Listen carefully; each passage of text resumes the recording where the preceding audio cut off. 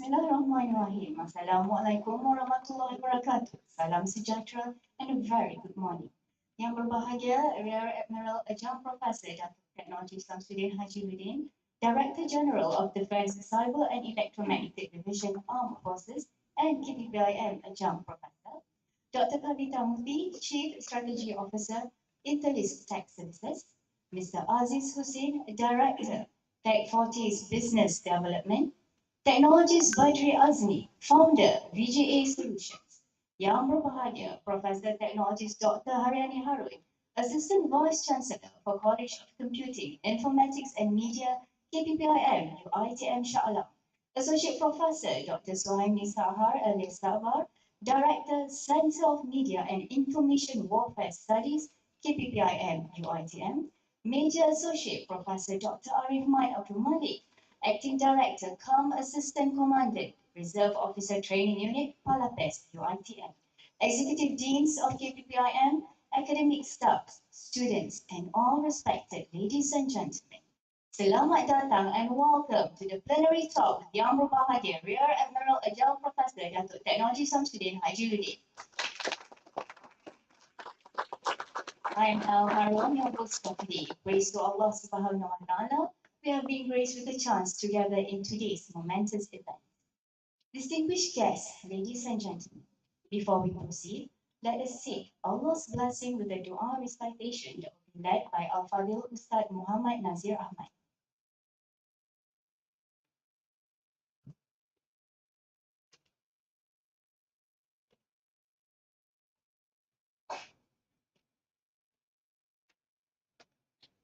الفاتحة.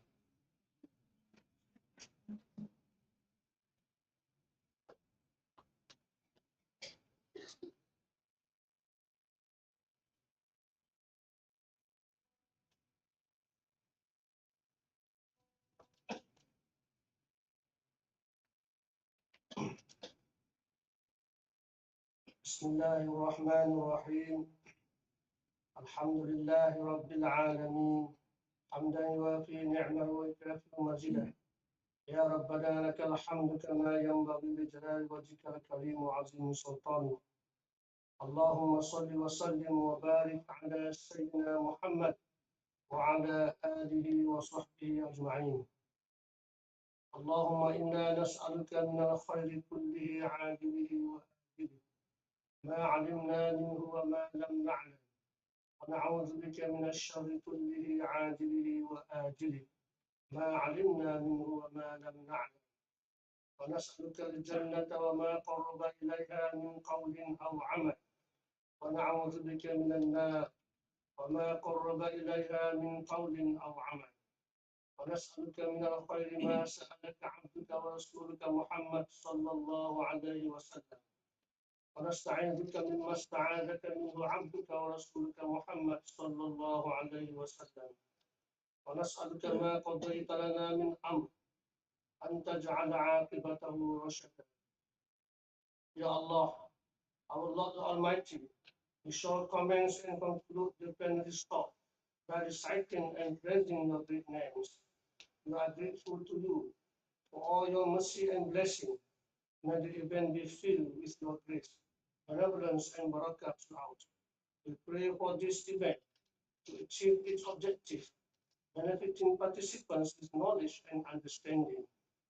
Allahumma la tada' lana dhanban illa ghafarta, wa la hamman illa farrajta, wa la daynan illa qadayta, wa la hajatan min hawaij ad-dunya wal akhirah illa qadaytaha wa yassartaha ya Allah ya arhamar rahimin. Allahumma inna nas'aluka 'ilman nafi'an wa qalban khashi'an wa 'amalan salihan mutaqabbalan wa rizqan halalan tayyiban wasi'an fid din wad dunya wal akhirah. Allahumma habbib ilayna al-iman wa zayyinhu fi qulubina wa karrih ilayna al-kufra wal fusuqa wal 'isyan waj'alna min ar-rashidin. Wa sallallahu ala sayyidina Muhammad وعلى آله وصحبه وسلم والحمد لله رب العالمين. تقبل الله منكم.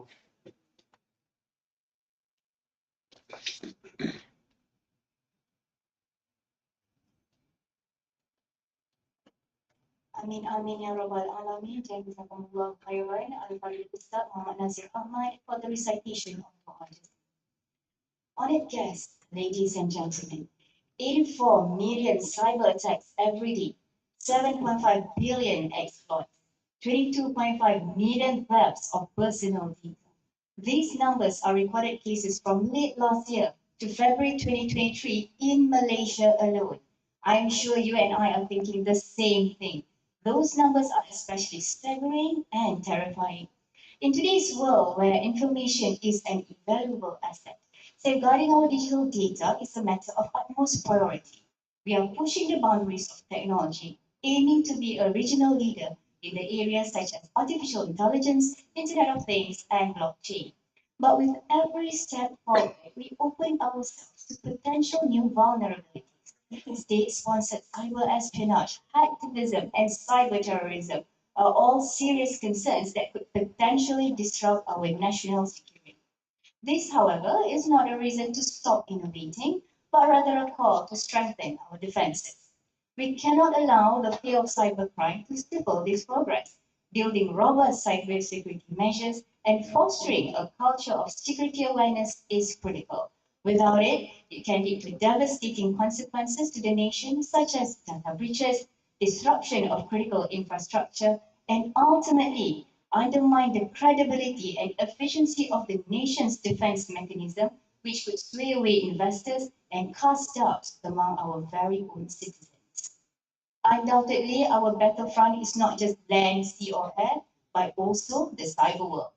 College of Computing, Informatics and Media, or KPPIM, has always been a champion in promoting cybersecurity awareness.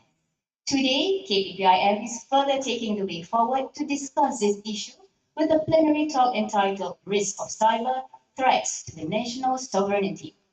Ladies and gentlemen, we are also very proud to inform you that today's plenary talk is streamed live through our official School of Computing and Math Science KPPIM UITM official YouTube channel. Before the plenary talk commences, I would like to remind everyone to please turn off your smartphone or switch it on to silent mode. Also, we'll be very honored to have our very own KPPIM Assistant Vice Chancellor for an opening remark. Please join me in welcoming Yang Berbahagia Professor Technologist Dr. Haryani Harun, Assistant Vice Chancellor of KPPIM, to deliver the opening speech. Thank you.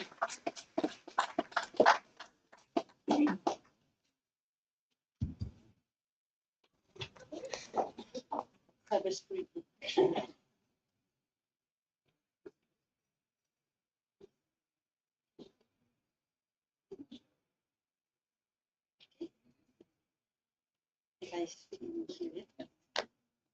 Assalamualaikum warahmatullahi wabarakatuh. Salam sejahtera and a very good morning.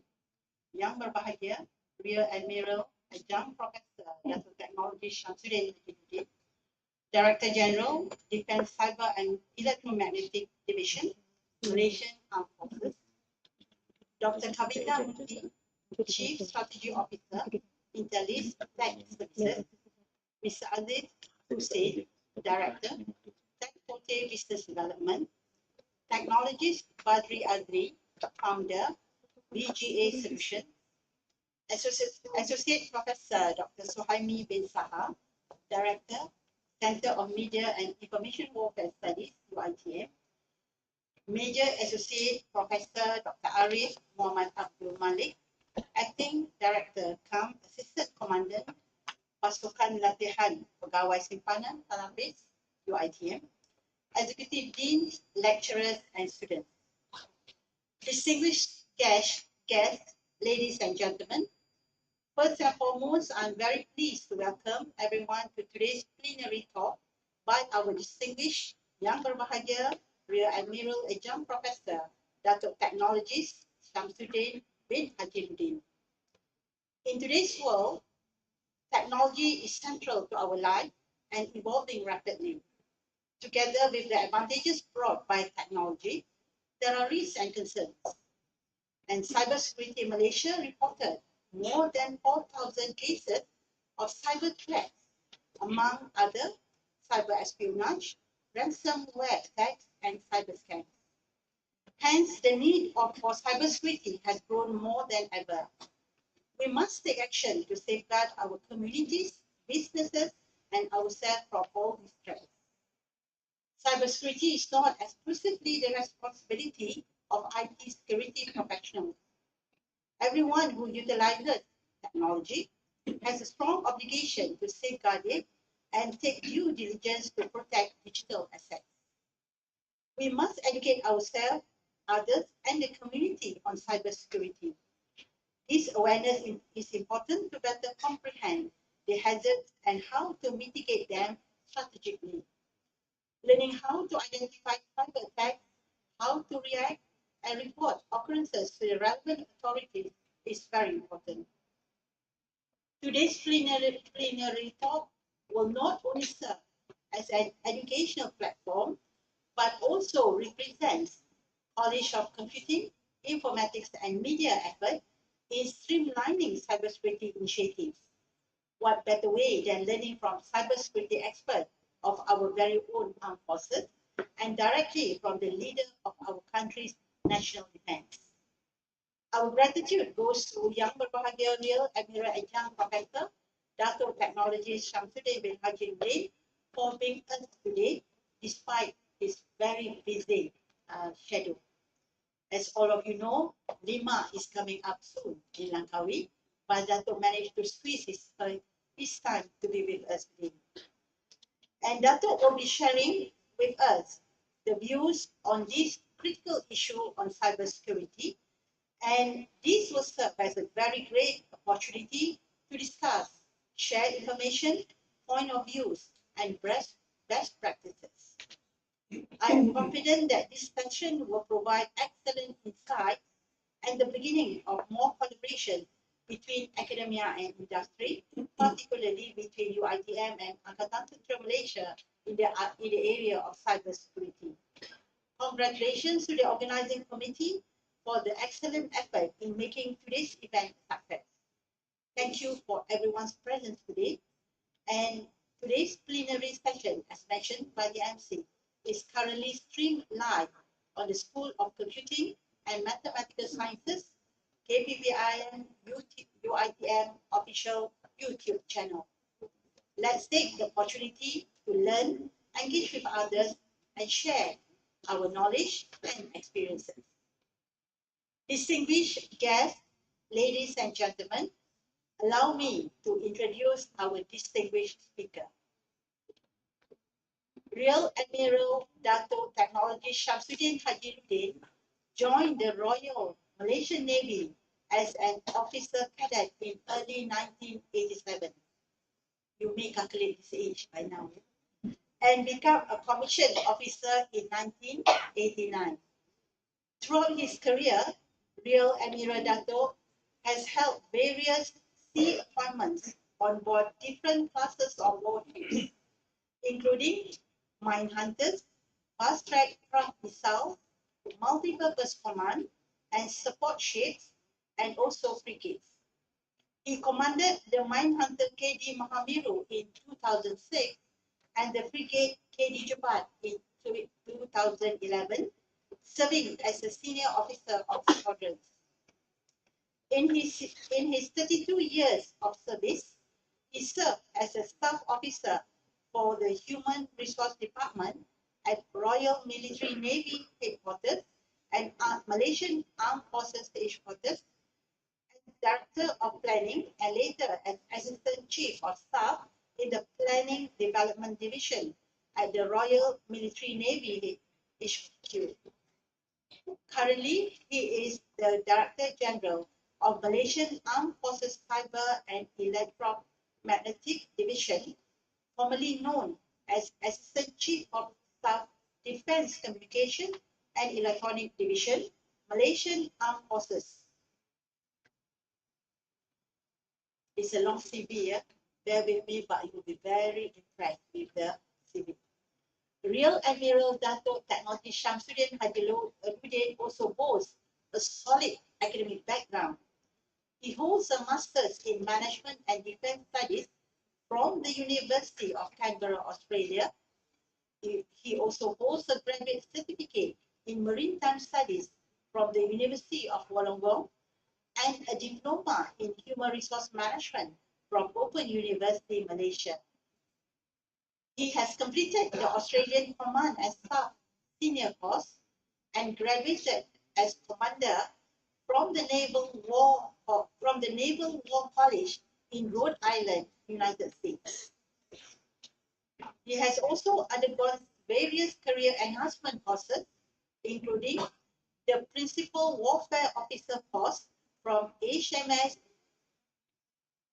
DRYAD, United Kingdom, specializing in anti-air and anti-surface warfare.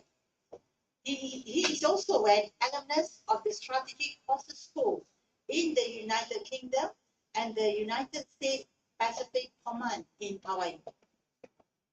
On the 23rd October 2011, Rear Admiral Dato Technology Shamsuddin Ludin successfully led a dramatic and risky rescue operation in the South China Sea involving the billion-dollar vessel MT Nautica Johor Bahru and its cargo. This operation took place during his command of KD Jaban. Furthermore, he was part of the pioneer team of the Royal Malaysian Navy Recruit Training Center in Johor.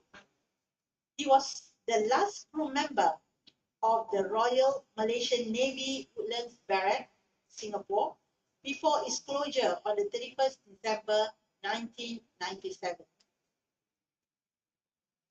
Dato Technology Shamsuddin Ludin was promoted to the rank of Rear Admiral on the 9th March 2018 due to his excellent performance and significant contributions.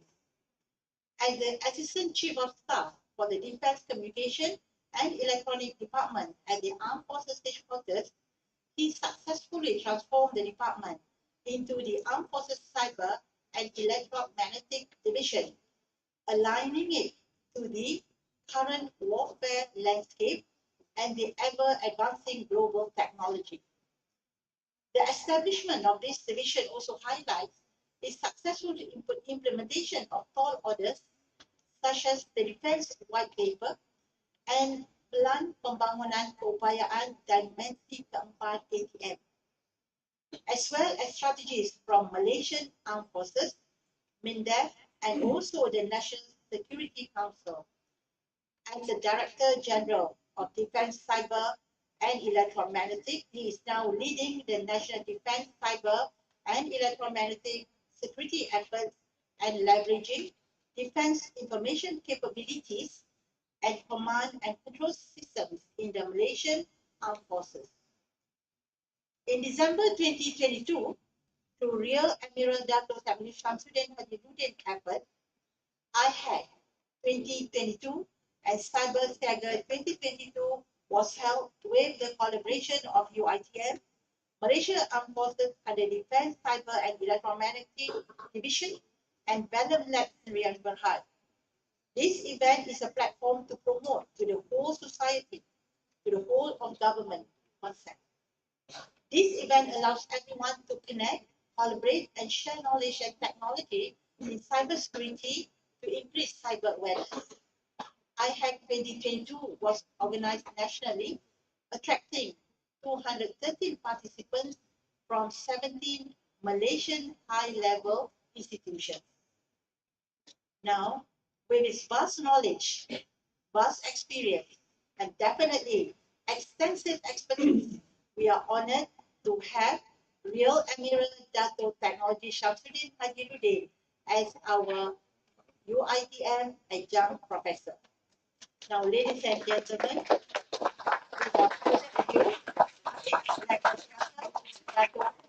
thank you.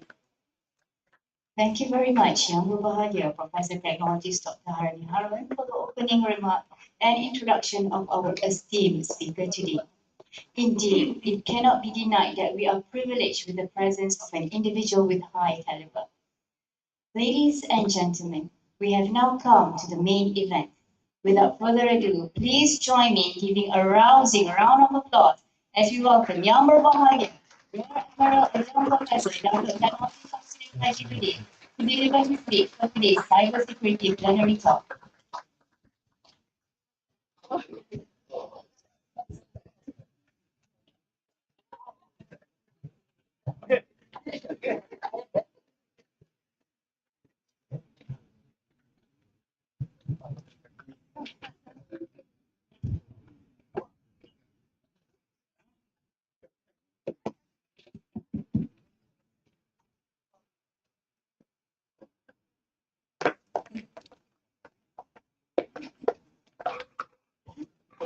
Bismillahirrahmanirrahim. Assalamualaikum warahmatullahi taala wabarakatuh. Salam sejahtera. Terima kasih saudari MC. Three big thanks to you. Three big thanks. My first thank is for inviting me to on stage.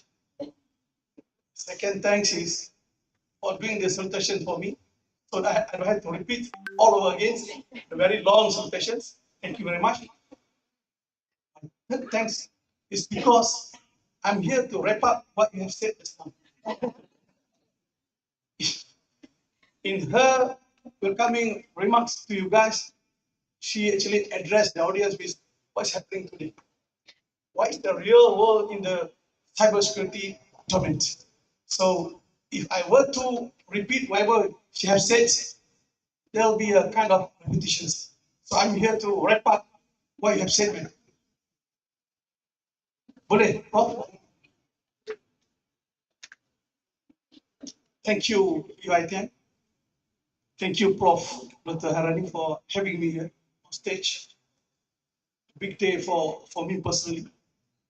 After listening to the very long CV read by Prof, I've forgotten how long I've been in service wearing this uniform now. Of course, at this age, I think I came across experiences, engagement like this. And on this very beautiful day, I'm very pleased to be standing in front of very experienced lecturers, industry players, and my anak-anak. Thank you so very much again, UITM Prof.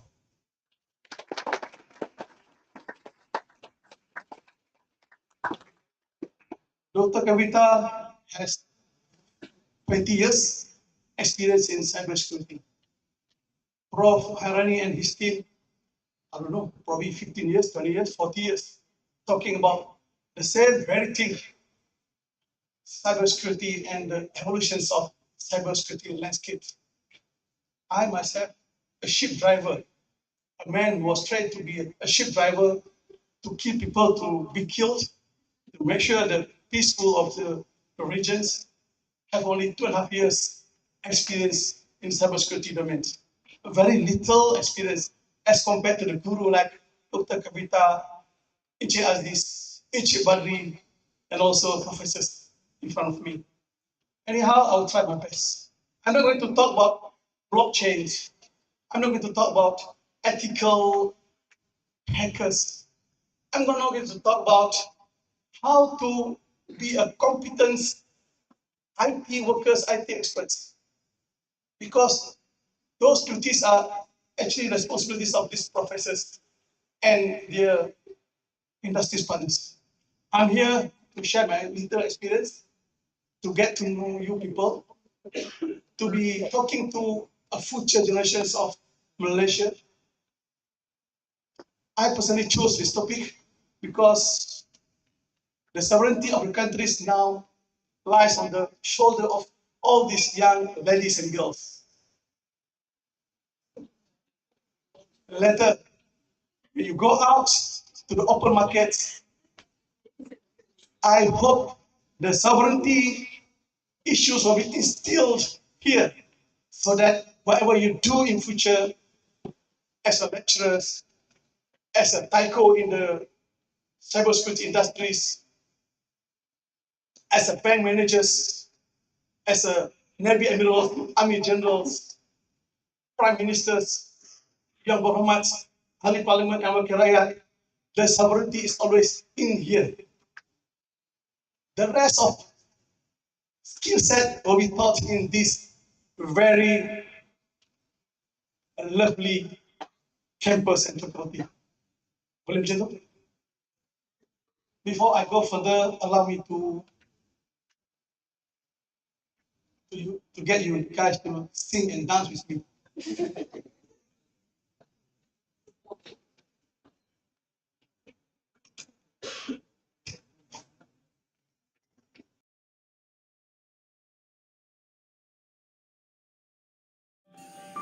The morning begins as usual, accompanied by the hustle and bustle of the city. It's just another day.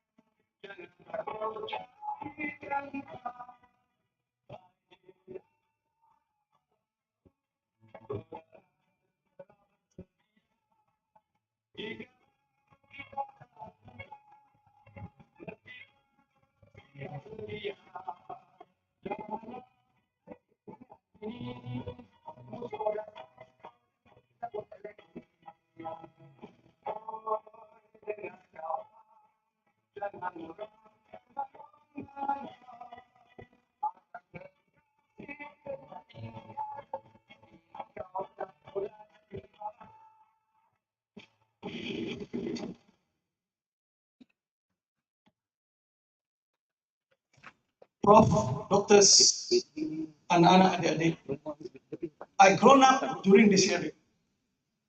Probably some of you also grown up in the state. 70s, 80s, and even early 90s. When we talk about sovereignty, it is always carrying arms, cannons, warships, fighter jets against bandits, and in 70s, 80s against communists in the jungle, in the forest. That was in 70s, 80s, and 90s. And the word sovereignty is about those carrying guns, protecting the boundaries, protecting the sovereignty of the countries with cannons, fighters, warships. Things have changed. People like me, few of you maybe, now seeing the different definitions of sovereignties. When we grown up, we talk about sovereignty, this. People are training military, joining Malaysian armed forces, or any armed services to safeguard the countries by going against those intruding to our territorial waters and borders. These days, different scenario totally. This is the difference. Sovereignty of any country, any nation is no longer shooting guns to each other, sending troops by the ships, by the airways into the countries. Sovereignty of any countries can be threatened by small little people having a small laptops from the cafe, from the small rooms, little rooms. Sovereignty is threatened. This is very important subject and issue to be instilled to all these adik-adik and anak-anak. When I was trained in the military in the early or late 80s, scenario was different. The training method was different. As I grow older, having these positions now, the scenario is totally different. The digital transformations has changed everything. And people like Dr. Kavita, Encik Badri, and Encik Aziz is becoming a very important element to the nations to strengthen the force. The force means not only in the armed forces, in the banking, in the finance, in the economic sectors, and in education sectors, professors, doctors are preparing for the force to be exported to the open market later on as a workforce to defend the sovereignty in the borderless world. So ladies and gentlemen, adik-adik, anak-anak, you guys are very important to the country. The skill sets that you're gaining from these mills, this factory, is to prepare you to protect, to defend the sovereignty of this country through the sectors you're going to be in later on. Let it be in the education sectors, finance, banking, administrations, politics, blah, blah, blah. Because the sovereignty of the countries lies on your shoulders. We will be gone soon.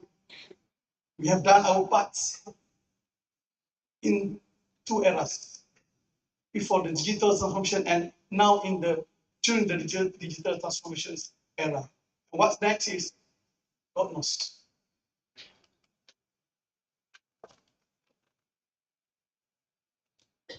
Those days, there are only 3 domains or 4 domains when we talk about defending or protecting the sovereignty of countries. The land domain, the maritime or sea domain, space domain, and outer space domain. These days, the 5th domain is on board. Digital transformation has led to the cyber domain. So the 5th domain is actually changing the understanding and the division of sovereignty, as I mentioned before. The physical sovereignty remains. The border of every country, every nation remains. Because the convention, the international convention has stipulated in documents the border of each country and nations. But what has changed the definitions is what we are facing today. What Saudari MC has said today, what Prof has said in her opening remarks. Those issues, challenges, incidents have changed, and it has led to the redefinitions of hegemony. Small little country now can be a real threat to a big superpower. Not because that little country has a super duper military force, but because within their little country, they have non-state actors who is doing and trying her or his talents in the IT world, in his or her digital skill sets.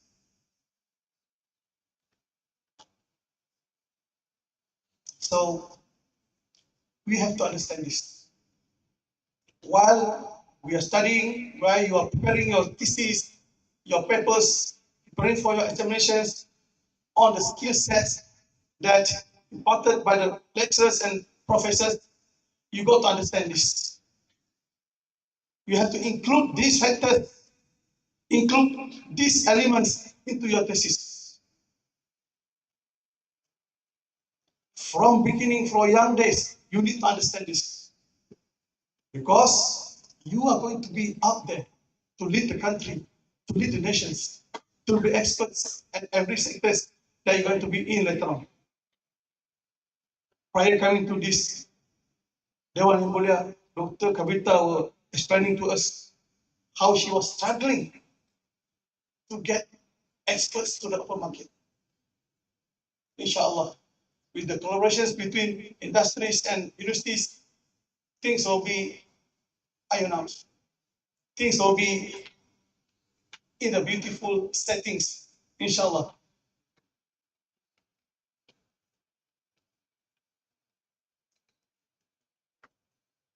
In a nutshell, what I'm going to say here is the cyber threats actually have altered the understanding of sovereignty.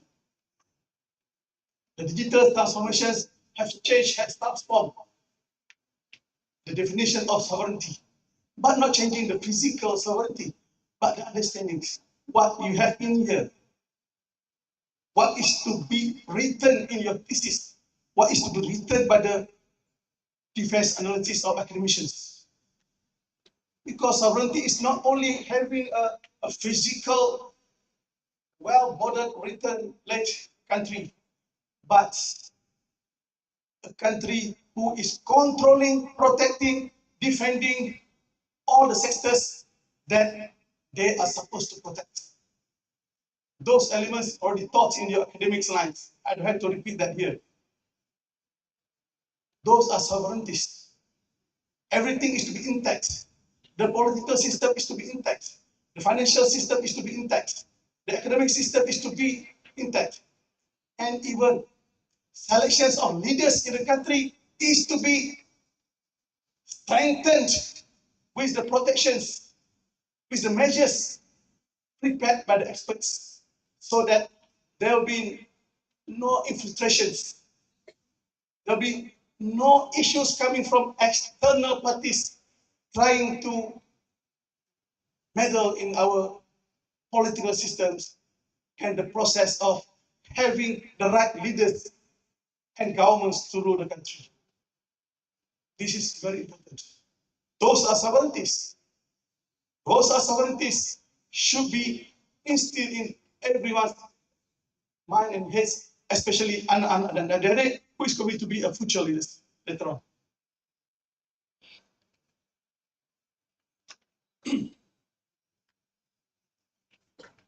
Man MC has said all the statistics. I don't have to repeat again. Here is the statistics, percentage, figures of the incidents occurred and happened in country, regionally, worldwide. Very scary. But those are facts of life that we have to face. Bear in mind that there are always two parties involved in every transformations. The bad guys, the good guys. All of us here are good guys. Prepare the future generations to give a good skill sets, to prepare the younger generations to be reliable, to be marketable enough for the commercials and government agencies to have them in. But understanding of the threats is pretty important. Why? Because of this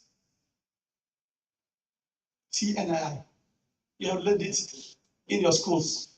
What is CNII all about? I have to explain in detail. These are to be protected because this is our sovereignty. You look in the articles from websites, from the books, from YouTubes, many incidents, especially in the late 90s until up to now, power grids were took over by some other parties. Water dam were locked. There is no water supply. The retail chains not working because the system is on ransomware.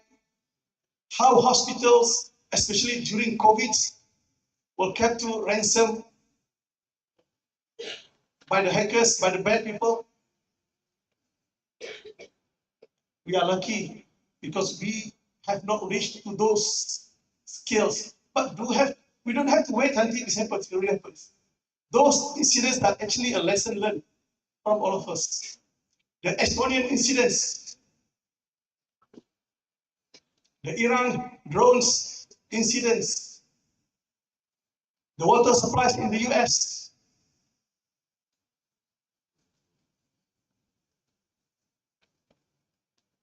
the retail chains in the Eastern Europe, hospitals in Bangkok in Japan. All those incidents are a reference point for us, so that's not going to happen here. Who is responsible for this? Us, all of you. When you are studying in here, in the lecture hall, in the tutorials, while preparing your thesis, focus on how to help governments, how to help for us to have a good and effective governance. Because we need ideas, we need fresh ideas and input from younger generations. Give your input to the policymakers. All of you have got Twitter accounts, Facebook accounts. Give input through your social media accounts, but not giving a negative comments. Give your positive inputs. I've learned from this book by this author, this page, this chapter, saying about blah, blah, blah, blah. I opine that, blah, blah, blah, blah. Takut apa? The ministries of blah, blah, blah should consider these opinions because this is the latest in the market, the latest issue, contemporary issue, how to protect these important elements and organs of government of Malaysia. Because you guys are in the education mills, factories. Every day you'll be listening from experts. Every day you'll be opening your book, listening to talks from the YouTube, getting things from social media. Learn how to give your fresh ideas and input and insights so that one brilliant politicians, 1 billion ministers, 1 billion DG, 1 billion Pegara will look at what you have proposed in the social media. Takut apa? You're not condemning. You're putting your insights for leadership to consider. Because you are going to be a leader of the country later on. Nobody is from now. In 5 years' time, you'll be out there as a leader, as a Yang Muhammad, as a Wakil Rakyat, as a managers of banks, agencies, probably senior officers in the Ministry of Health, senior officers in Ministry of Finance, senior officers in academic planning units. This is pretty important because it involves sovereignty of the nation and country.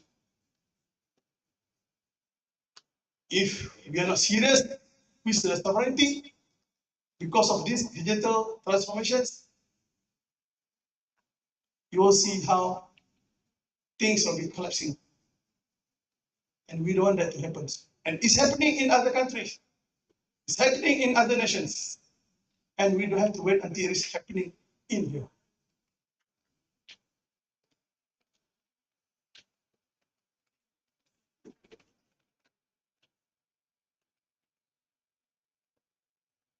Look at this picture.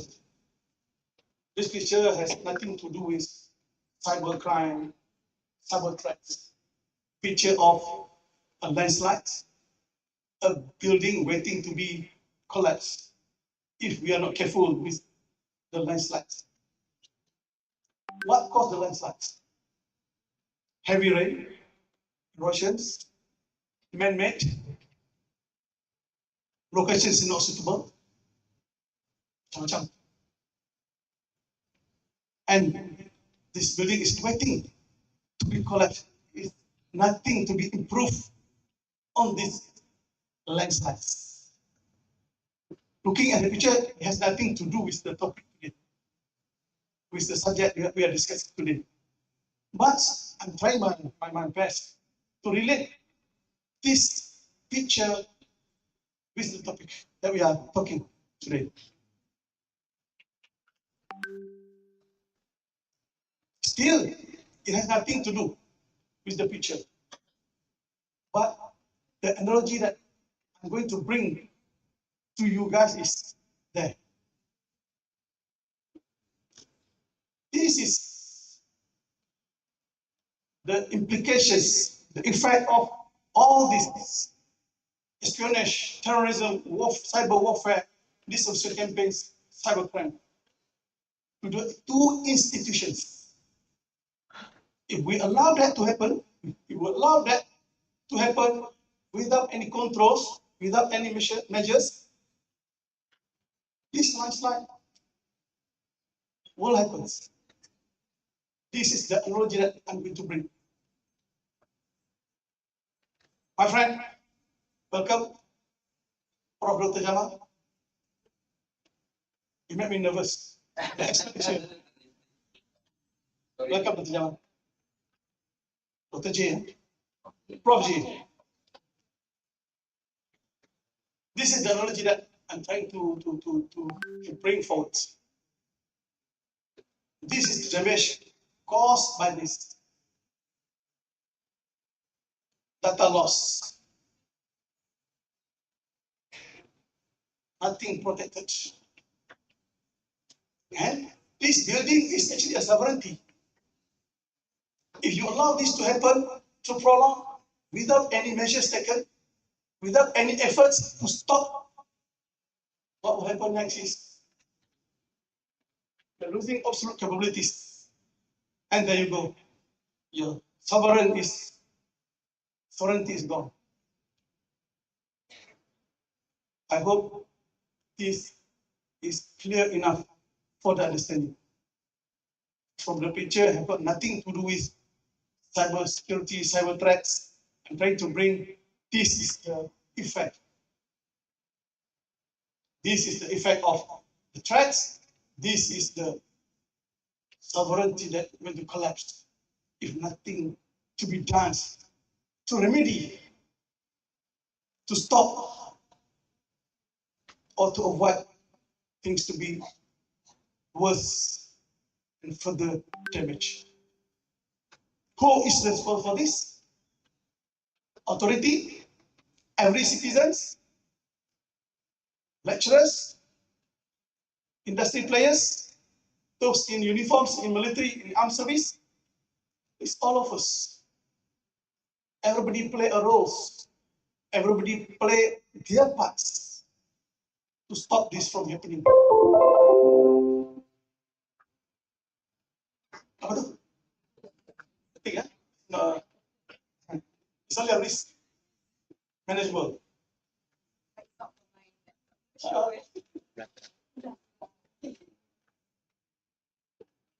In English.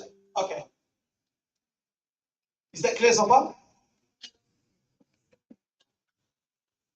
So, what is cyber espionage? I don't want to talk about all this long list of non-state actors, and also how they can have an effect on the nations and country. But in today's world, how can you relate this cyber espionage on what we are doing?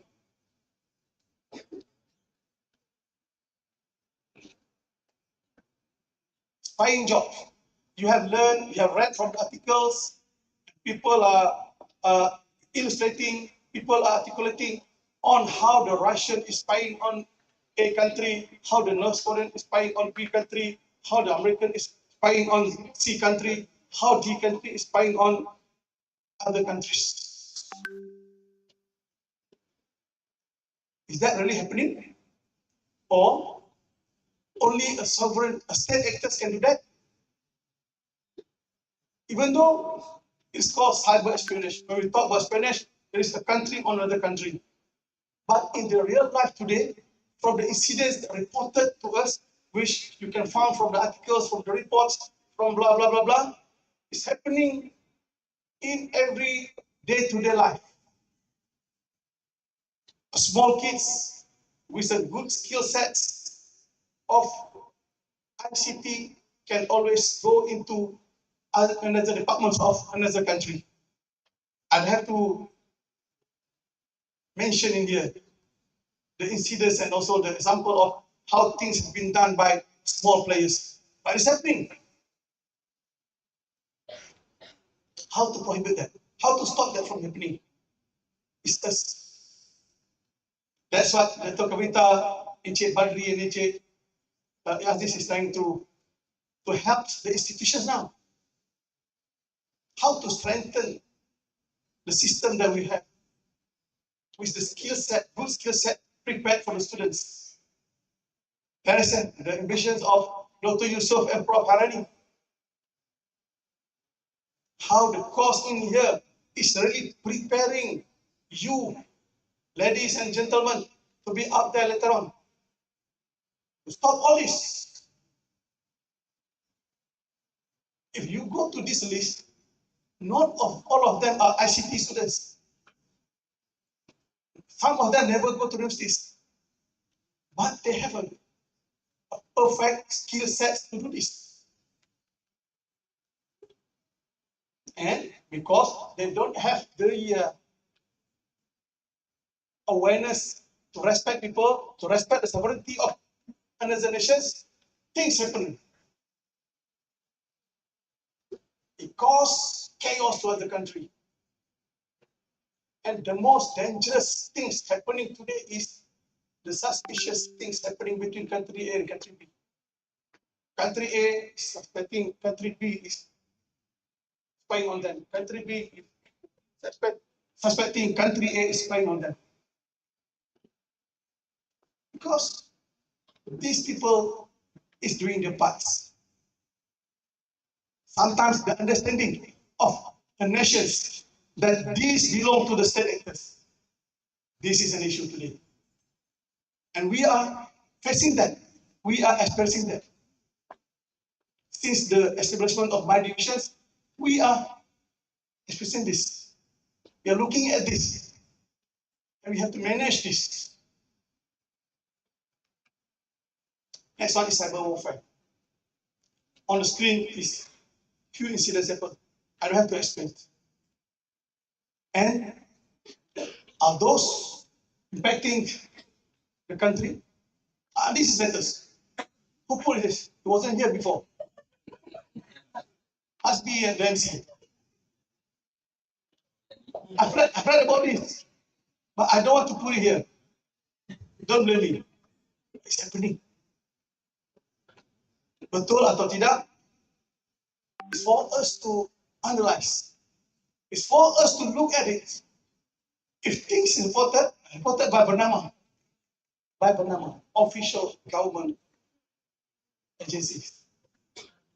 And this is not the only one. You have got JPN, JPJ, income tax, blah, blah, blah, blah, experience list, data loss, blah, blah, blah. Right?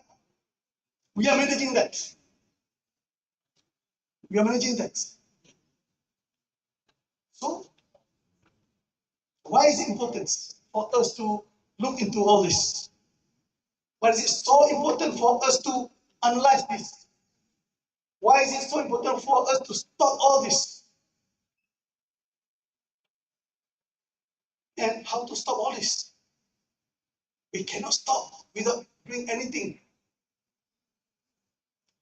Those days in the warfare, blood is to pay by blood. But these days, you're not facing each other by guns or by cannons, but by technology, talents, skill sets, and regulations. We need that.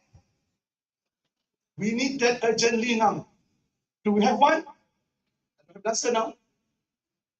Academician, they have the answer. Jazis new. Do we have one Jazis? This is actually happening. So don't wait until this actually giving harm to our economy, to our systems, to our ecosystems. Because we are seeing this happening. Long list of evidence, long list of incidents is recorded. Are we happy seeing this happening? This is important for you guys to discuss in your forum, to discuss in your thesis, to have it in your problem statements of your paper. Not only looking at technical aspects of the ICT and cybersecurity, look into these aspects. I'm saying this because I'm not a technical man. Not because I'm a technical man, but this is important. Yeah, you are learning about quantum computer engineering in your classes, in your disciplines. But have this in your paper. Have this in your thesis. Because you're going to be out there to lead the country, to lead the government sectors, to be important guys in the banking system. This is the most scary one. You see, are we okay with time? Saya cari jalan yang sampai cepat. This is really scary. Before this, when I attended the counter-terrorism course under the US government, the lesson scope and disciplines were different. The cyber terrorism were not in the scope of the course. So I attended counter-terrorism course. Because at that time, this is not in the discipline of any education system. This is today, cyber terrorism. You don't feel it, but you will face this.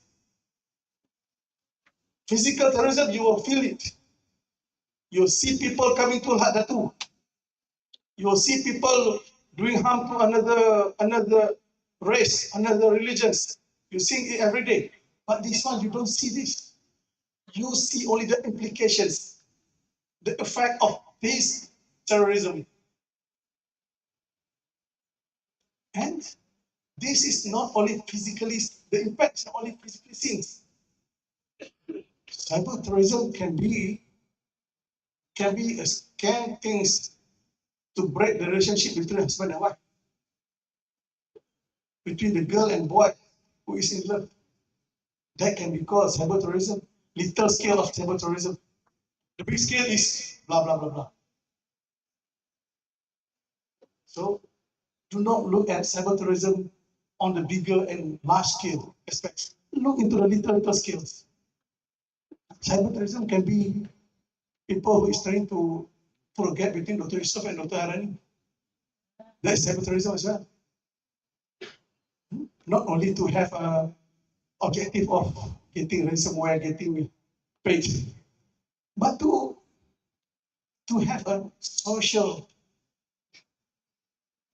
segregations within the community, within the agencies, within the institutions. That is cyber terrorism. So don't look at only at the big impact, effect, and implications. Because the nature of us, when we talk about terrorism, we look at the big things. We forget about small things. The small thing is to separate you, to stop you from working as one big force, for you to work in isolations, for you to work individually. That is terrorism. Pretty important for us to understand that. Cyberterrorism is to poison the citizen, to poison the people who is in the political blah blah blah, poison people in institutions. That's cyberterrorism. Because their aim, the objective is different. Cybercrimes, macam-macam. There are people who define cybercrimes like a Macau scam, love scam, blah blah blah blah. Report come out in the newspaper. Students, universities are trapped in a Macau scam. Thousands of ringgit lost because sangkut with boyfriend from Nepal, Macau, etc. Love scam, blah blah blah. Cikgu pencen lost all her duit pencen because fall in love online. But the bigger aspect of it is the losses at the central agencies, the losses at the important agencies of the country. Why is it happening?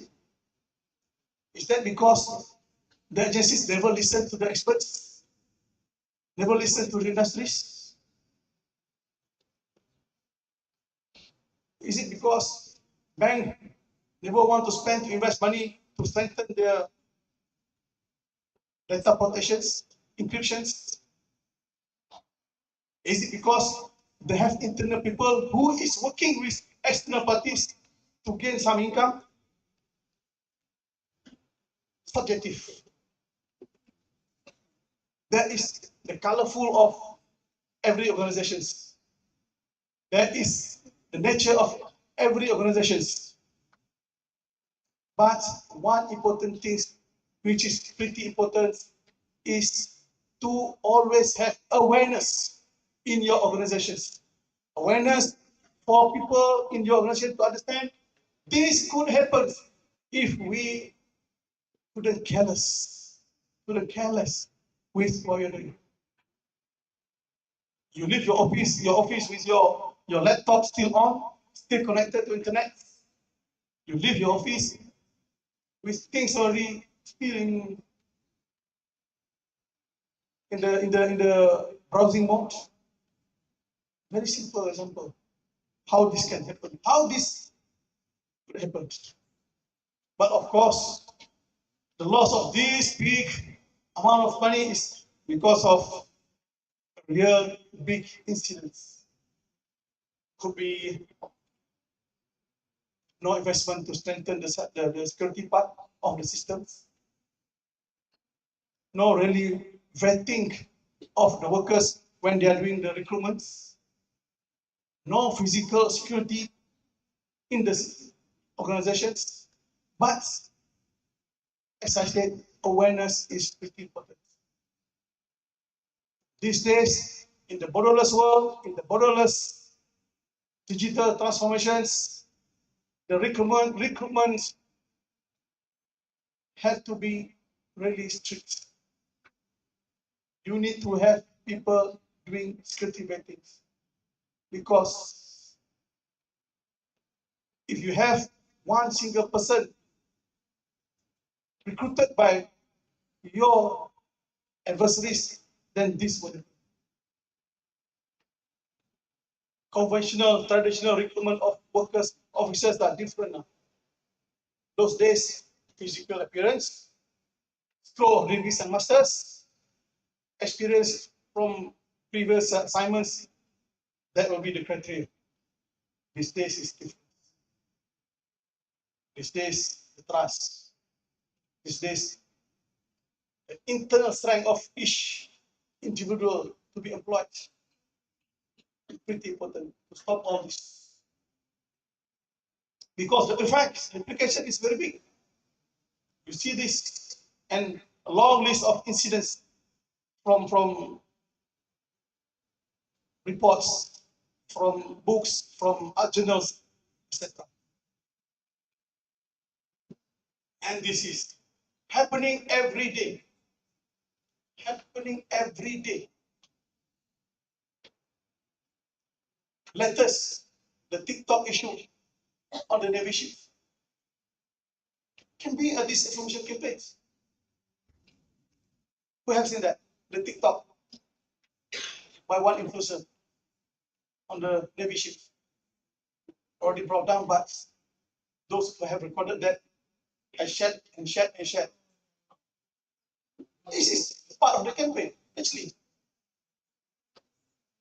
Part of the campaign to what? To bring down a leader, to bring down the good neighbor organizations.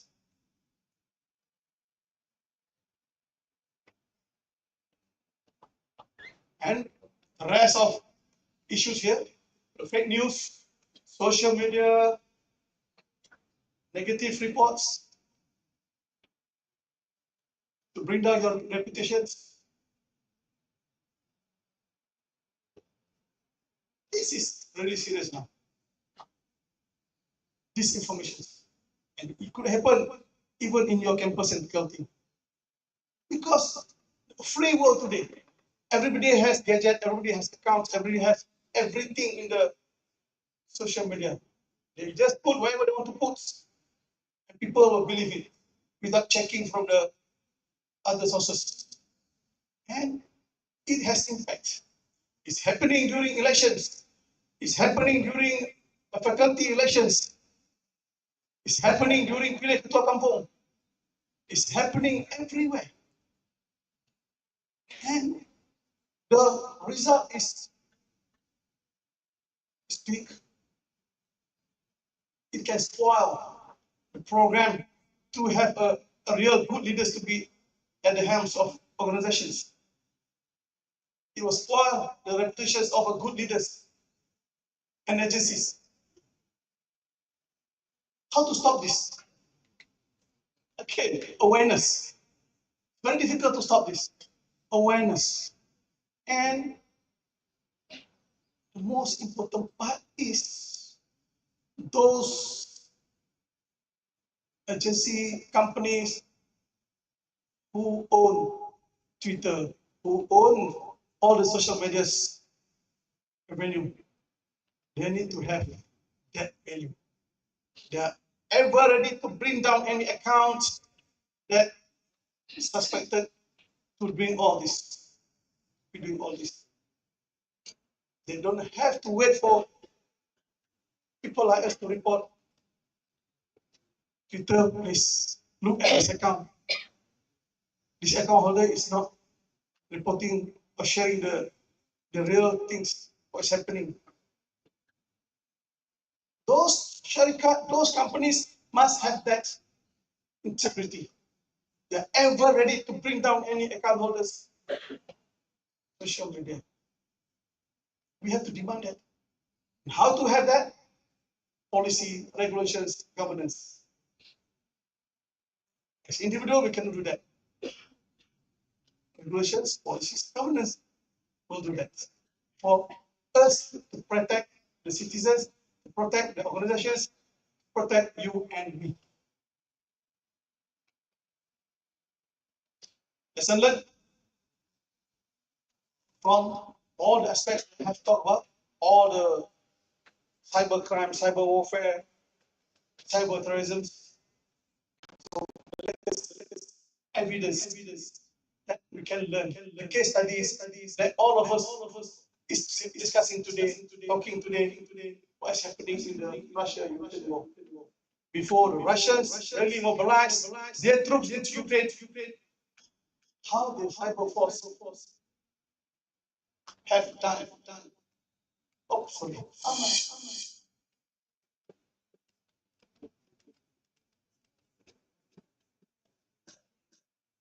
Analogy.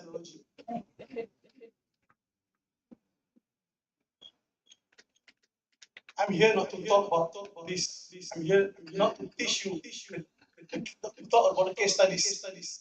But this is the impact of having effective cyber force.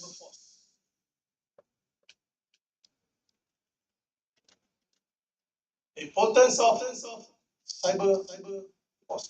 The importance of cyber security skill set. Before mobilizing the troops into another country, they could do this.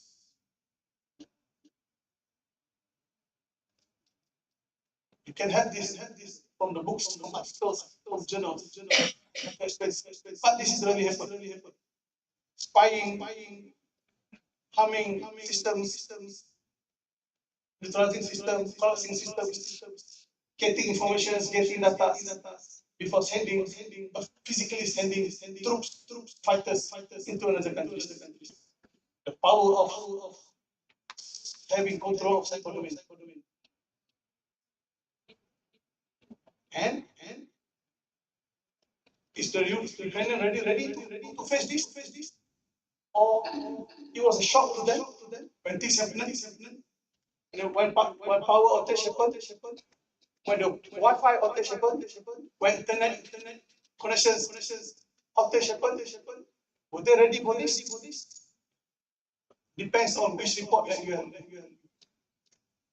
We don't know which one is really true. If you read, you are reading a report from A side, you will read that the Ukrainian really ready for this.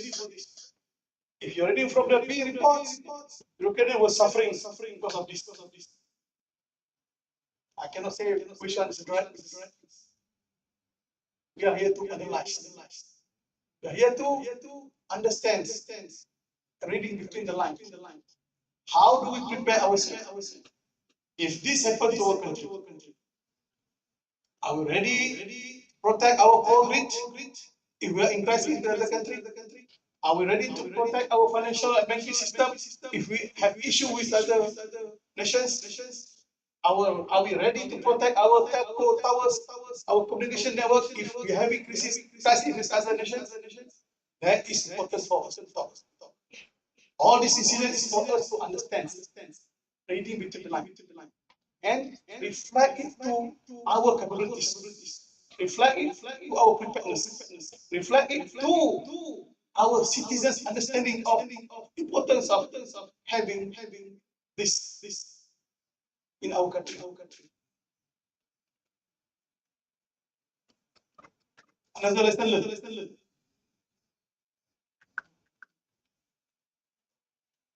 The toss attack on the Finnish Parliament's website.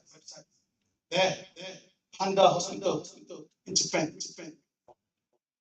For those who have seen the documentary on this, it's very scary. I've seen this documentary on the Handa Hospital ransomware incident. Very interesting. Find it on YouTube. Handa Hospital ransomware. Look at, view it on YouTube. You will learn a lot from what's happening. The documentary was super. It was done aftermath of the incident. They have interviewed both sides, the hospital side, the government side, and also those asking for ransomware. It gives you a clear understanding of the incident and also the Montenegro infrastructure. Look at those in the reports, in the YouTube, in the documentaries for a better understanding. And that will be a good lesson. A good lesson for lecturers to prepare a lesson plan. A good lesson for industries to prepare what are they supposed to propose to the government, to the agencies. Good lesson for students to prepare the thesis and papers. Because you are learning from the real incidents faced or happened to another country. This is pretty good for us to learn. And hospital, it covers everything. The integrity of staff, the governance of the agency, the skill set of the nurse actors, the skill set of the hospital staff, the negotiation parts, the negotiation skills between the two parties. You will learn a lot from this. And it touches also on the sovereignty of the hospital, sovereignty of the data, sovereignty of the agencies, sovereignty of the Ministry of Health. Look at this. And we have learned from all the lessons learned, we're supposed to learn. And these people have learned.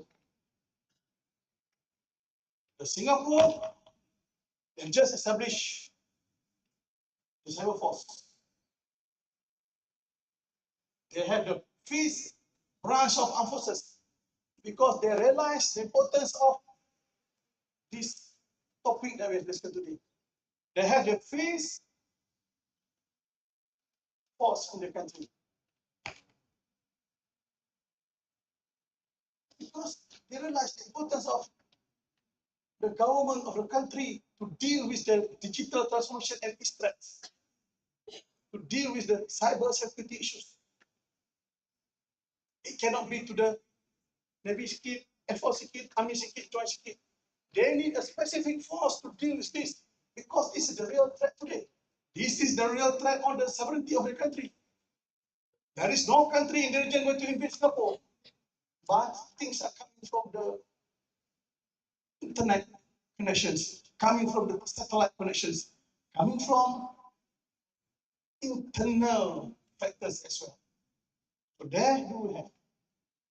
And we have our own, the division established in December 2020, my divisions. Inshallah, it will be like Singapore, but more or less we are functioning like what they are. That's why I'm here today. Because Malaysian Armed Forces have established this. So we are only 2.5 years old. The ship driver assigned to lead these divisions and to try to talk about cybersecurity and all the implications and effects. I hope I'm trying my best. And at the national level, we have these documents to show our seriousness on what's happening today. We have got this cybersecurity strategy. We have Arahan MKN 26 talking about this. But are they enough? Are they enough to protect? Are they enough to deal? Are they enough to cover the issues faced by banking, finance, blah, blah, blah, blah, blah? I don't have an answer. I saw someone geleng kepala. But again, how much is enough? Things need to be reviewed from time to time because technology advancing very fast, rapidly changes. So, who is responsible to do this? You guys, when you are serving in the government sector later on, the young ladies and boys, you need to look at this and review. Okay, I'm about to finish. Thank you so much. 50 minutes, 50 more minutes. Oh my God, almost 12. At our level, at my division level, last year we have this Cyber Saga 2032. We have cybersecurity industries coming with us. We have IPM, this faculty, working with us beautifully on the IHACs. We have government agencies on board with us to get it done. It was beautifully done. The effects, the result was very positive. We're going to have it again in December. This one is bigger with international players and actors. And UiTab again going to be an important entity for us in August. And look at China. Look at China. November last year. White paper on cyberspace. You can find in the internet, you can read the whole documents and how China really paid attention on the importance of having the best cybersecurity protections because they realize that is the one actually threatening their sovereignty. No country in the world will invade China. No country in the world will shoot at them. No country in the world will send ships and fighters on the China mainland. But through cyber security domain, things can threatening their sovereignty. And they have come up with this white paper, November last year. Have a look at it from the internet. Go through the white paper. This one I personally snapped it from the TV when this TV was done. When the dialogue was done between the government official with the reporters. I was on sick leave, I was watching, I snapped a picture and put it here on the screen to share with you. Because they are serious. A big country, big nation, rich country, super poor country like China, they realize the importance of cyber security, cyber threat in every aspect. Let it be terrorism, cyber espionage, cyber crime, blah, blah, blah, blah. But it has effect on their sovereignty. Because no one will go and invade China now, but things will go into their satellite system. Things will go into their surveillance system. Things will go into their data system. Things will go into their security communication network system. That's why they come out with this, not only to protect themselves from external cybersecurity threat, cyber threat, but also from the internal. Because they have how many billions of people? Can they trust all the 2.something billion people of their population? That's why they come up with this. Are we going to have this? We hope we need to have this.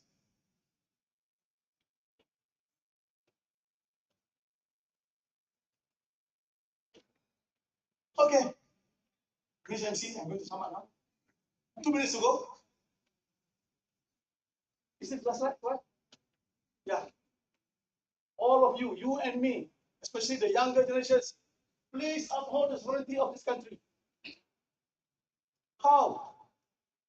Not for you to join the armed forces, not for you to join the military forces, the police, not for you to join Navy, Army, Air Force, or digital force later on, but for you to have awareness, for you to be an agent to strengthen the belief to have a solid cyber security capabilities. Because we need to have all this all the time. We need to create the awareness. We need to invest. We need to strengthen. We need to inculcate. We need to develop. One important thing we need to have now is have a local capabilities, homegrown capabilities made by our own people, no longer depending on foreign OEMs. That's what our industry is trying to do now, to help UiTM to produce you. Yeah? This industry is to help your lecturers to produce you to do this for a country, because you need to uphold the sovereignty of this country. With that, I end my presentation. Am I on time, MC? Excellent. Thank you very much, our esteemed speaker. By our speaker to get the discussion going. Please raise your hand and our usherers will come to you with the microphone for you to post your question.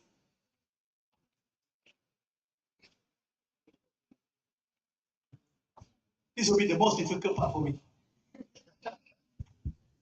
Yes, ma'am. Hi there, please introduce yourself, the department you're attached to, before stating your question. Thank you. Okay, hi. Assalamualaikum. Good morning, Dato, Prof, Dr. lecturers, students, ladies and gentlemen. So my name is Nur Izzati Zaira. I am from CS 259, AI student. So here is my questions to Dato. How does our country collaborate with others, nation or international organizations to share our information and intelligence on cyber threats? Thank you. Okay. To quote an example, I was in Germany last year. I was in Indonesia last year. I was in Thailand last year. I'll be in Jakarta in June to do that. On my capacity, on my assignments as the DG of Armed Forces Cyber Capabilities. Is that the questions? We are doing that. Those days, the armed forces at the ATM level, at the federal level, we are doing multilateral, bilateral exercise, discussions, blah, blah, blah, to get it done. But cyber was not part of it. But these days, cyber is included. Information sharing is included because we cannot do all these things alone. We need to do that with partners. But at the same time, we only trust ourselves. Get it, Wyman? You only trust yourself. That is the key. That answer your question? Thank you very much. Can we keep the discussion going? Can you please raise your hand, pose your question?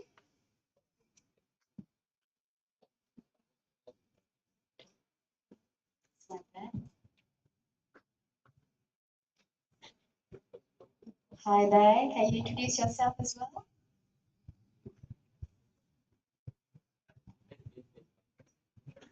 Hi, Assalamualaikum. My name is Dato, and currently I in final year student. Okay. Thank you, Dato, Doctor, agency, government agency, and my fellow friends. Okay. My question is, can I know what does international cooperation do and play in mitigating the cyber threats to our national security? Yeah, thank you. That's my question. There's a big question. Of course, at the federal level, at the national level, they have that arrangements. There are conventions at the international level talking about things that you highlighted. But to what extent that it is implemented, I cannot say now. There is a framework, there is a discussions, there is an arrangement at the international level, but implementation parts, I cannot answer because I'm not involved in the implementation parts. But there is a framework between countries, even at the ASEAN level, within the military forces level. Like in the forces, we have got the ASEAN Defense Military meeting like that. We have ADCNs, we have the Five Power Defense Arrangement. All those are talking about cooperations, entertaining the cyber threats, information sharing, strengthening or preparing the skill sets of sailors or military personnel, establishing data protections and encryptions. We do have that. We have that arrangement within ASEAN countries, within five power defense countries, and with the United States of America. We do have those arrangements. Implementation part is different because implementation part is governed by policies. Implementation part is governed by policies of each country. So we normally organize it properly so that it will be in place. But at the same time, policy is to be adhered to. Is okay? Because arrangement framework is there, but we are guided by the policies. And the other country also similar things. They are so guided by their own policies. Okay? Thank you. Next question, please. Yes, our own committee member. Assalamualaikum, Dato. Okay, so actually my question is from the viewers from the YouTube live. Okay, yeah, so there are two questions. Okay, so I'll ask the first one first. Okay, so first question is Assalamualaikum, Dato. I'm Farhan Burhan. Okay, what do you think about the global automation giant ABB, who has reportedly suffered a cyber attack at the hands of notorious ransomware gang, Laksda? Okay, and how does Malaysia prepare on it, especially in our cyber army? Okay, next question. The second question is, in your opinion, does can Malaysia achieve national cyber power? It is. I'll go to the second question first. Yeah, we can go to be a national cyber power if these ladies, young ladies and girls, is really serious about it. We can be a national cyber power if these young ladies and girls really gearing up for this, guided by these lecturers and professors. And it's also happening in other universities and factories producing manpower and workforce for the country. Is it okay? Indirectly answer that? Hopefully you will get it. We can be, but we need citizens who are really serious about it. We need leaders who has wisdom. And honestly, at the national level, we are doing that now. We are pushing to our level best. We are working across agencies, military, police, national cybersecurity agencies at MKN level. We are working together to get it done. Of course, things cannot be push buttons, semua jadi. It needs faces. It needs a wisdom of a strong leadership. And we have it now. We can make it happen. Go back to the first answer. The incident is actually a big incident. Big incidents. And similarly, it's happened in other countries, it's happened in other organizations as well. The US experiences it, the European country faces it, even China faces it. How is it happen is, again, to me, the internal factors is not really serious about their own people. Because we are always focusing on the external things that are going to harm us. We forgot about the internal issues, the internal elements that's going to threatening us. But that incident is actually a big incident.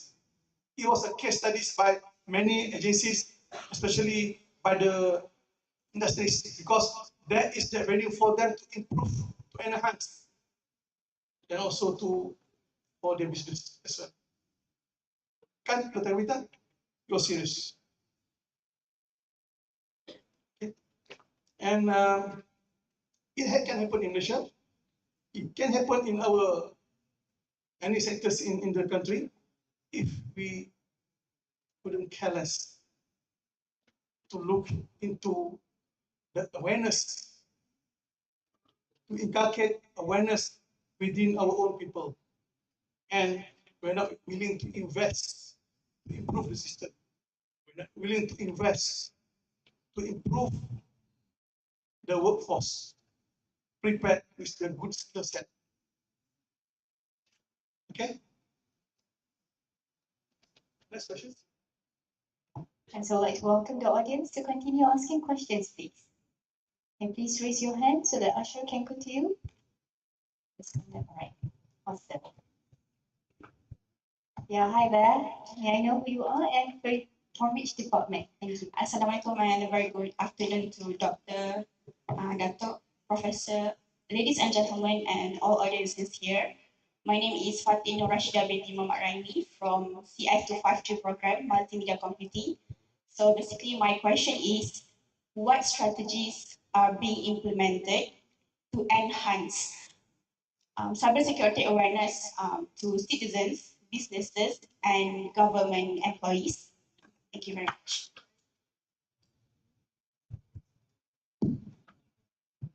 In one of the slides, I've shown you and shared to you a document called Malaysian Cyber Security Strategy, and also MKN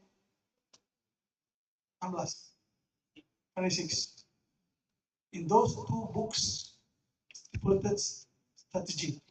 It is not perfect yet, but at least a guidance for us to move forward.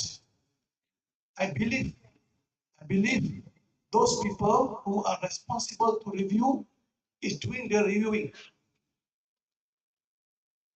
For them to come up with the two books, especially the Malaysian Cybersecurity Strategy, I don't know, took them how many years. And it was launched only in 2020 20 or 2019. 2019.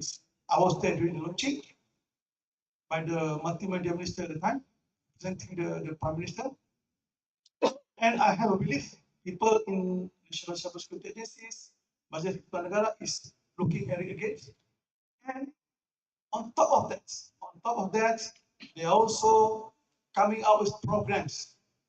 So one of the programs which helping them to inculcate those awareness and strategy is like Cyber Siaga, and MKN, NASA MKN going to have cyber defense exhibitions and symposiums in June, and we're going to have a cyber DSA in August. And even during Lima next week, my divisions will be actively involved with MKN NASA exhibitions and also forums and symposiums, talking about those things that you were asking. All those are actually initiatives to implement those strategies, to inculcate all those awareness. And of course, we need supports. We need supports from you guys to give input, insights, and views. Use your social media accounts to give your opinions, like what I've said during my talk. Do not hesitate to throw your ideas. Do not hesitate to give your opinions, give your insights. That is very helpful. Yeah, thank you. I'm going to pass the floor to Topi. Yes, questions from YouTube. Saya guna again, Dato. Okay, so another questions. Okay, so this one is from Dr. Muhammad Hafiz Muhammad Yusof. Okay, so the question is that, okay, he stated that UITM data breach has been handled under Data Protection Act. Okay, so we are designing a predictive and adaptive IDS model. This system could be financed by internal or European grants. Okay. However, thinking on sovereignty, they could leverage on this model for whatever reason. So how to get this idea across national level, or how to get this idea across your department? Thank you. From the question asked, I think I know his background. Yeah, the reason why I put that incident in my life is because it's serious, small, but has impact on the sovereignty of UITM itself and also at the national level. And that is actually a good lesson learned for us to do better. Come out with a better protections, to look at the policies, to look at the SOPs, to look at the governance. I don't have an exact answer on that, but to me, it's always a lesson learned for us to look at things that I have mentioned just now. SOPs, regulations, governance, policies, and also to always check on your internal elements, to always betting on your internal people, to always have a check on your system, to always check on your ecosystem, the whole ecosystem. And it doesn't remain in UITM campus only. Things can happen to other agencies, to other sectors. So that lesson learned also applies to other people. Things today, last week, probably happened in ITM, UITM, but next week could happen in somewhere else. I experienced that. All of us experience that. And how we manage that is very important. How quick we react to that is very important. How to react? To react to the incidents is for you to have knowledge. You need a knowledge to react. If things happen, then only you want to have knowledge, that's too late.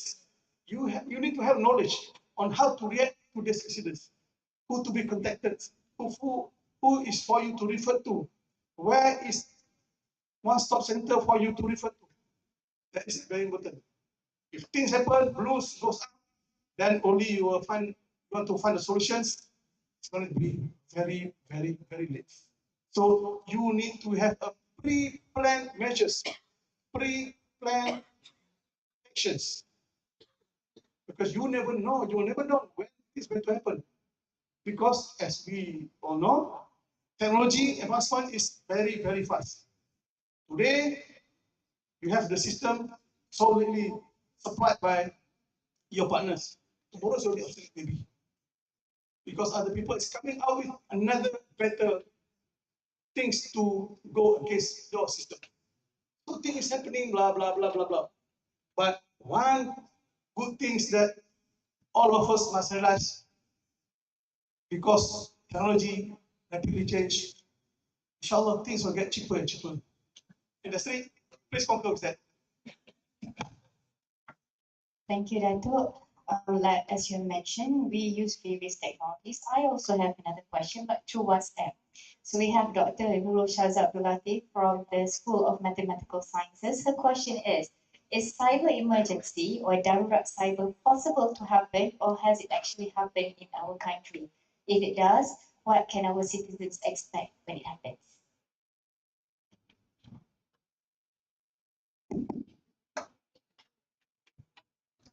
That's a big policy matters. Big issues for people in MKN to respond to. But to me, as individual, personally, it is very impossible to declare emergency states on the cyber domain. Impossible. Because the open architecture of the technology that we have today. Because every problems, every issues occurred because of technology. It can be resolved using another technology, better technology. As long as we have a solid regulations, solid policies, and leading by people who understands technology and cyber domain. To declare emergency because of these things is impossible to me. Because I have a belief every agencies, every sector have their pre-planned measures, have their action plans, measures to deal with issues that going to occur. That is my personal view. Thank you very much, Dato. Okay, I'm going to open back the floor to the audience to ask questions, please.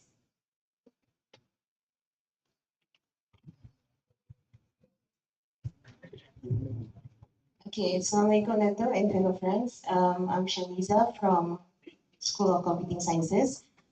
This question was actually asked to me by one of the reporters from Bernama. So it's actually related to this 5G implementation in Malaysia.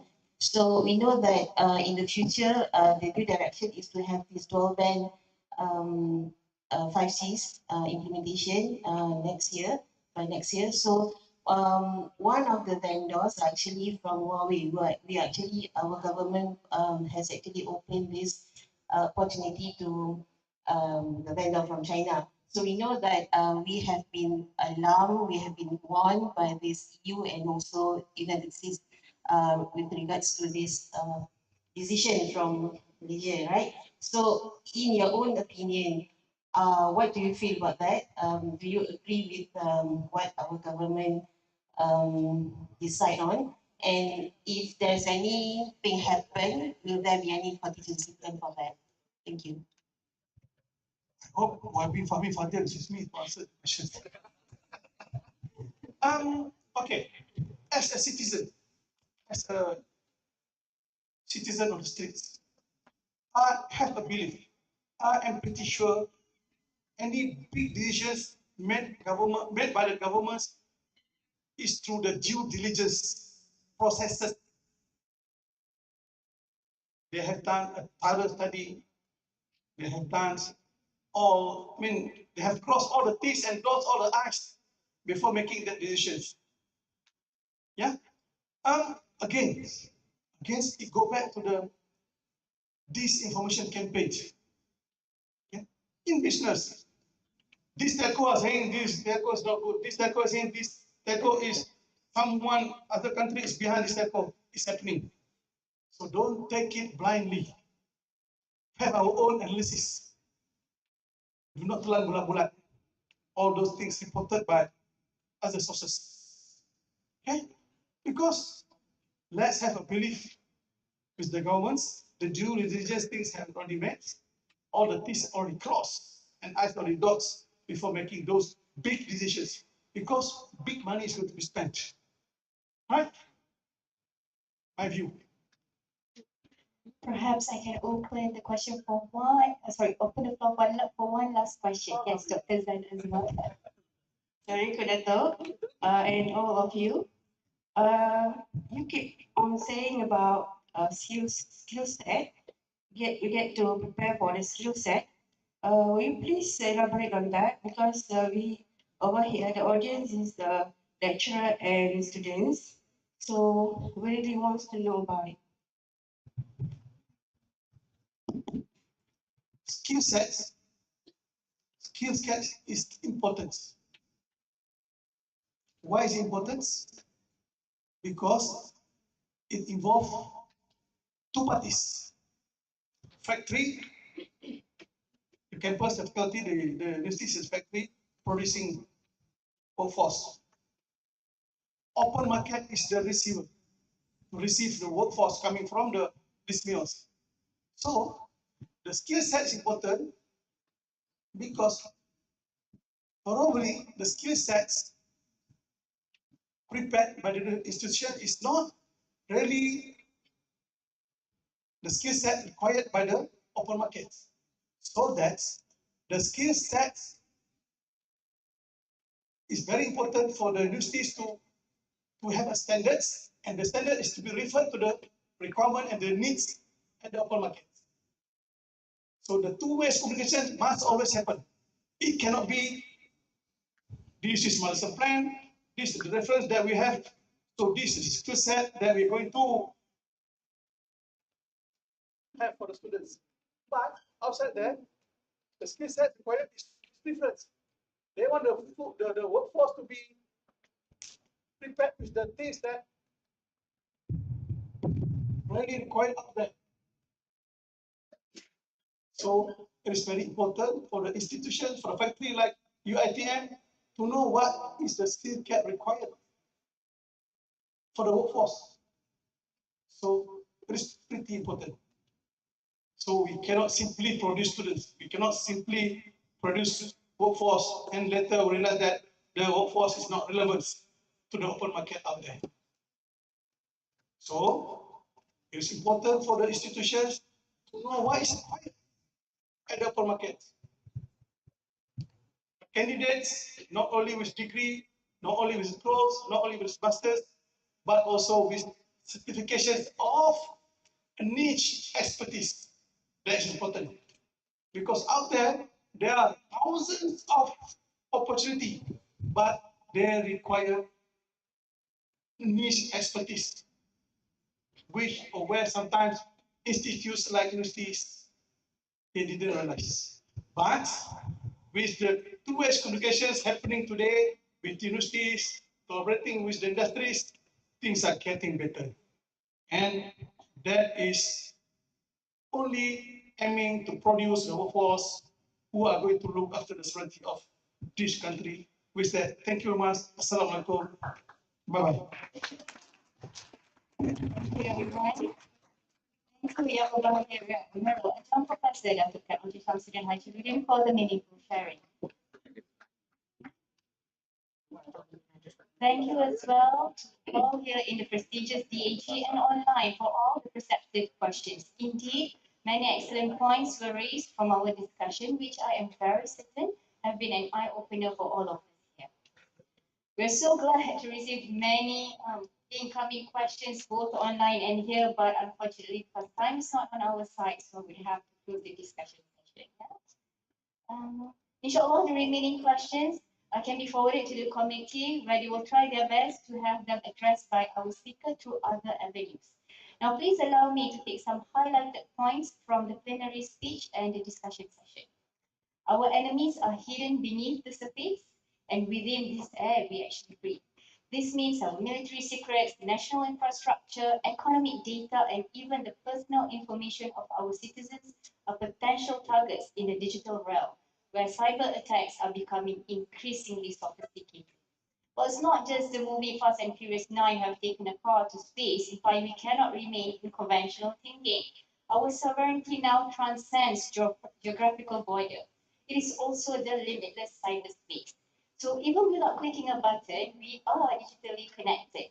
So our sovereignty must be protected at all costs in both tangible and intangible means. Confidence in our cybersecurity underpins the safety of our citizens, the credibility of our infrastructure, and the growth of our digital economy. And the importance of cybersecurity in the coming decade cannot be overstated. Take the challenge that our esteemed speaker has made just now. Make your voice heard through the social media, but please do this respectfully on how we need to work together for the nation's sovereignty. It is not the sole duty of the Defense Ministry or the IT professionals, but all of us to safeguard our nation, our assets, and our people in securing a cyber-safe, prosperous future for Malaysia. Also, let's make sure UiTM will not be in the headline again on being the victim of cyber attack. So the new headline should be UiTM as the captains of cybersecurity. Honorable guests, ladies and gentlemen, today's plenary talk would not have been possible without the wise sharing from Yang Berbahagia, Rear Admiral Adjunct Professor Dato Technology Shamsuddin Haji Ludin. With that, KPPIM and UiTM would like to commemorate our appreciation with a humble token. On behalf of the committee, I would like to invite Yang Berbahagia, Rear Admiral Adjunct Professor Dato Technology Shamsuddin Haji Ludin, our Yang Berbahagia Professor Technology Dr. Haryani Harun, KPPIM Assistant Vice Chancellor, accompanied by Associate Professor Dr. Muhammad Yusuf Darus, Head for the School of Computing Sciences, to take the stage for the symbolic commemoration. Photographer, may please take position so that you can take photos.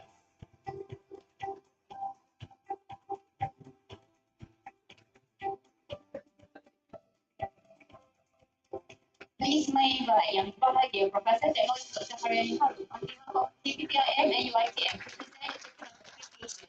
Yang Berbahagia Professor Dr. Technology Shamsuddin Haji Ludin. Thank you, Yang Berbahagia Adjunct Professor Dr. Technology Shamsuddin Haji Ludin and Yang Berbahagia Professor Technology Dr. Haryani Harun. I would like to invite all of our honored guests on stage to return to your respective seats. Also, if you could indulge with our final request, take picture, but this time with the audience. Usherers, please assist our guests, and photographers, please be on the stage so that we can all be in position to take pictures.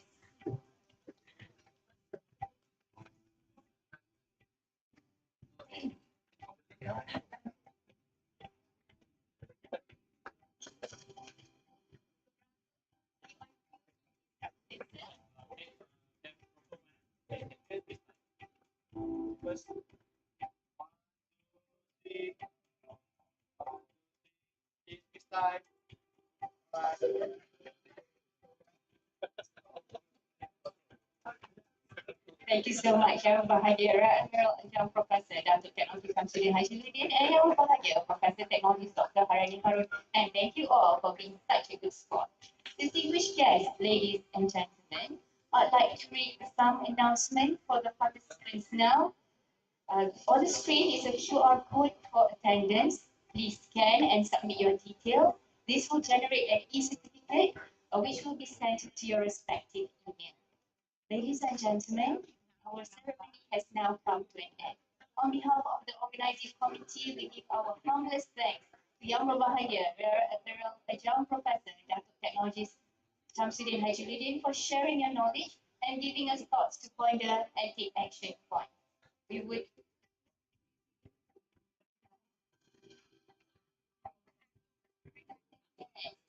Right, sorry, I just received a message that Prof PNC would like to have a special memento taken with all the cadets dressed in the uniforms and also the officers. It's not always we are graced with your presence.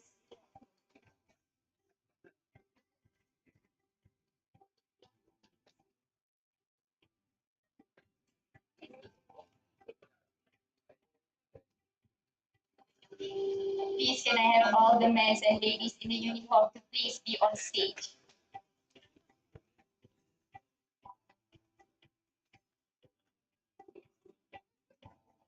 Please, can I have the ushers to assist our guests be on the stage?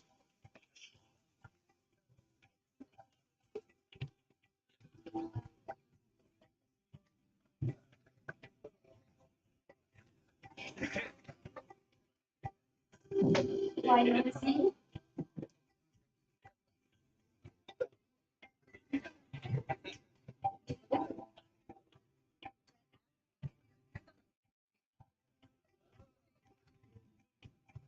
Is it you alright? Should we?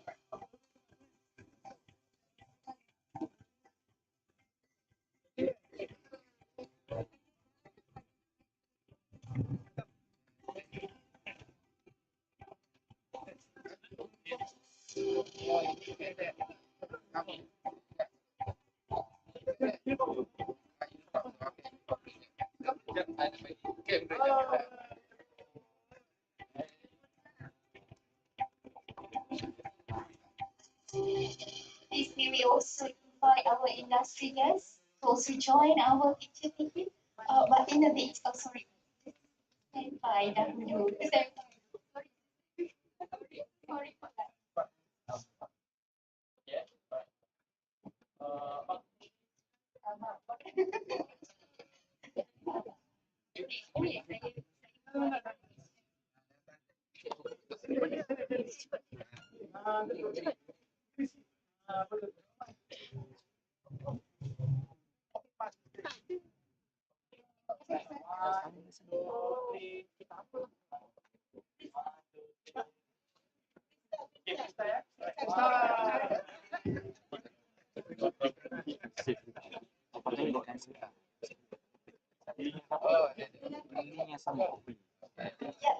The young cadets, please join us.